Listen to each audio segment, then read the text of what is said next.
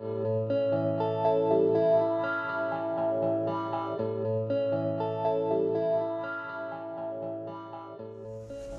those days, I'm going back, of course, to my early days, and prior to that, one didn't treat without a medical practitioner's referral. It was unethical to do so, and you could always bet there'd be somebody snaking around the private practices if you were found to be doing that and reporting it to the society. The other side of it is the doctor could be seen more as when he was prescriptive, he would lay down on a referral form what he wanted done. He'd want shortwave diathermy or ultrasound if he'd heard of it. There was no ultrasound, incidentally, at Auckland Public Hospital for quite a few years after it came in because the man in charge of physical medicine didn't believe in it. And he said, I think, you can't expect to believe that just because you have this ray there that molecules will get up from one place and walk across somewhere else. And I think in America they still have this prescriptive attitude, you know, a physical therapist, more of a technician, as we were. Doctors of physical medicine used to exist, who really, from our point of view, were just glorified physios. They weren't necessarily so, practicing physiotherapists, but they had a physical approach and they would do manipulation and so forth and so on. A friend sent me a friend of hers who was an American from Ohio, and she evidently had frozen shoulders. She was touring the world, and my friend said, would I have a look at these shoulders? Now, she was so aware of the protocols that in fact she had a sort of travelling referral with her. Her doctor had written, her physician had given her this referral to be presented wherever she might be. And in it he'd laid down a course of ultrasound, and that was all. Just saying, or try this intensity, try that intensity, and so on. And she trotted around the world, and she said she couldn't move her shoulders. And when I looked at this prescription, I laughed, and she said, why, that's what happened in Wellington. I said, what? She said, oh, I showed a physical therapist this, and he laughed. I said, yes, ultrasound might be a means of breaking down adhesions and so forth, but this pernickety alteration in dosage is not going to make it one thing or another. Has anybody ever got hold of your arms and twisted your shoulders around? She said, oh no. So I said, well, with your permission, get on the bed, and off we went. Got passive movements all over the place with a much longitudinal traction force on the glenohumeral joint.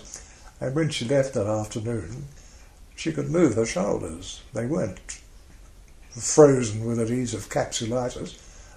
In fact, after that, they weren't even sore. So I don't quite know what was behind that.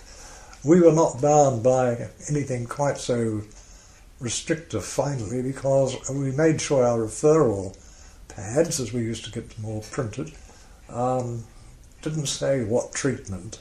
They said suggested treatment or aims of treatment, just to, because most of the doctors at that stage were getting used to the idea they had no idea what we got up to anyway, so why bother? And they used to write just over to you or whatever. There was a famous gentleman from an Asian country at Auckland Hospital who used to always send people off for, as he referred, soothing adjustments, and these two words popped up. I don't know where he is there now. So later on, of course, we were agitating, or it came about that you could go direct to a physio. You didn't need a referral from a doctor, which has been a remarkable, I think on world standards, that is probably quite exceptional. I'm not sure of that fact, but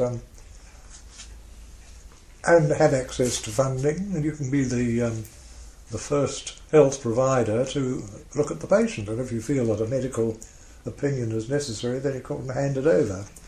Of course, we can't, as we know, prescribe, not at this point anyway, drugs, nor can we offer certification for being off work.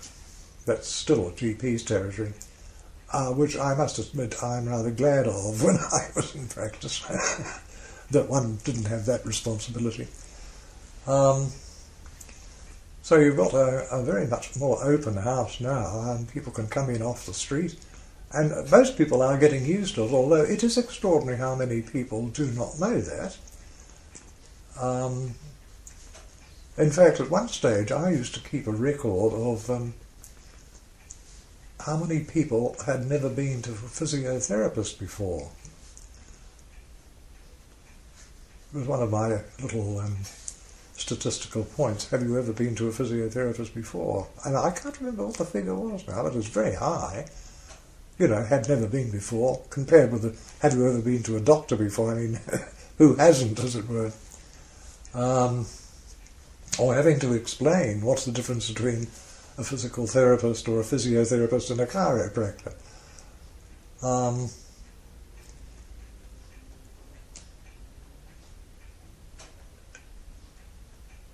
On the other hand, there was an area where I felt we have let this, I mentioned before, of massage, not using it, that it finally did not occur to the public that that's what we did. I had patients saying, where can I get a good massage?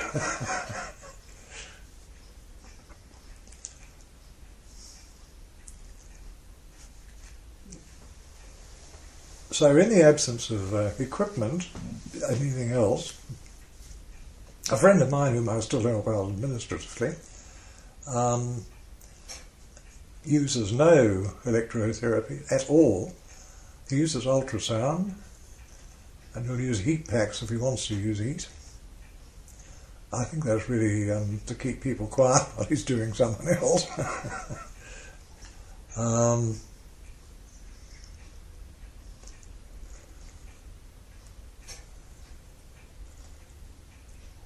What am I thinking about?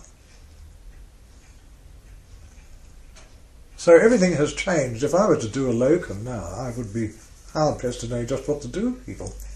If you've got to go for evidence-based treatment, this is the buzzword at present, I think possibly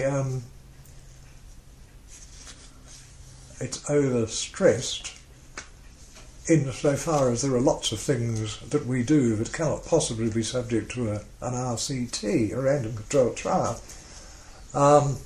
Here's an old lady along the road who was sent out of Middlemore, post-fracture neck of femur. She's living in a block of pensioner flats. An occupational therapist has been in and provided her a commode and a walking frame, and she's still not walking. And that's after 6 weeks. And finally her GP decides something should be done. Well, he should have decided that 6 weeks beforehand. You get called in and analyse just what she is losing. She's got no confidence in standing for a start. And analysing her gait, if any, at this point, and gradually over 2 or 3 weeks, getting her up onto the walking frame, round the house, in and out, up and down the front steps, and finally, if you can, onto a walking stick via possibly a tripod or something, or a quadruped, and able to be independent. Now that to me is one of the more worthwhile activities that I ever thought of, you know, that I could ever do, is get somebody on their own back to looking after themselves and being independent. However, how could you describe that in terms of random controlled trials? You can't. You can either say, well, this person did or did not receive the thing, but it's quite obvious they didn't. You can't disguise not giving a treatment in this sort of activity as you can with a dummy pill. So I'm not quite sure of the whether it isn't becoming a bit of a slogan, a bit of a catchword. proprioceptive neuromuscular facilitation comes to mind. That was the in thing in the early 60s. The diagonal movements and the external rotation, internal, that one. Maggie Knott and Voss and Knott, I think it was.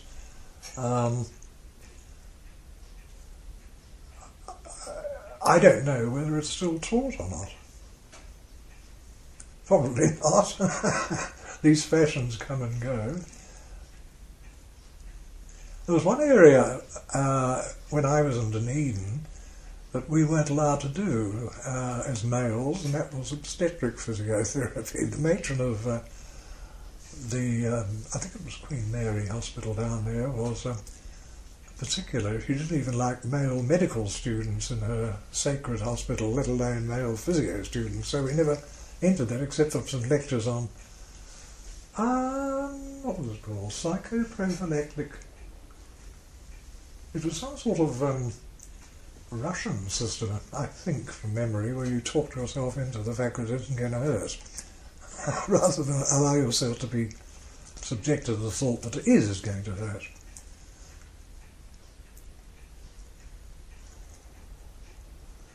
The hospital competency, not hospital, I beg your pardon, HCP Act. Have I got that right? HPCA. HPC, what did I say? HCP, HPC. Health Professionals Competency, yeah. I didn't get exposed to this because I decided to retire anyway.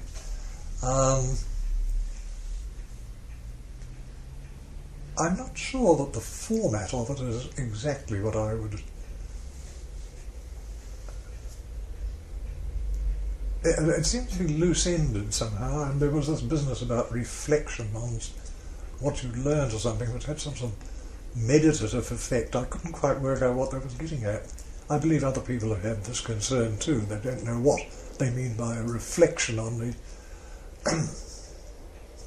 And what have I learned from this?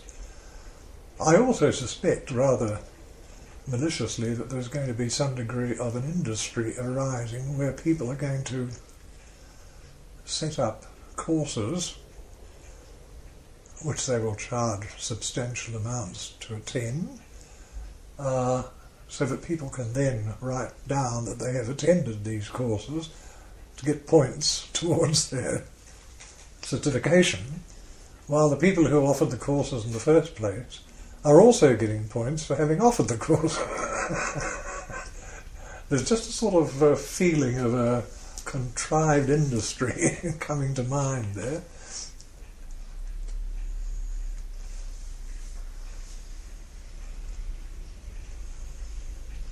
I think my first reactions were those of a reactionary when it was first mooted, that if somebody would like to think up some new diseases, then I'd be quite happy to go through learning all about them.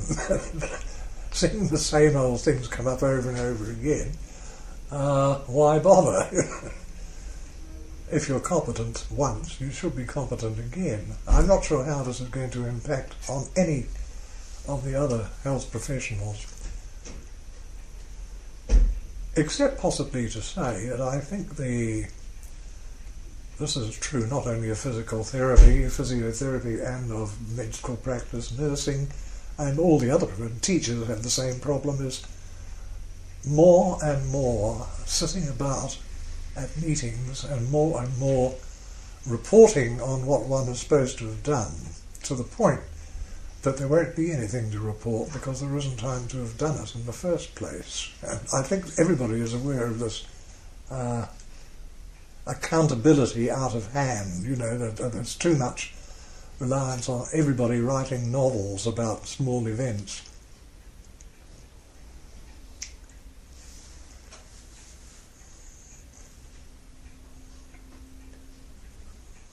What else have I said that's heretical?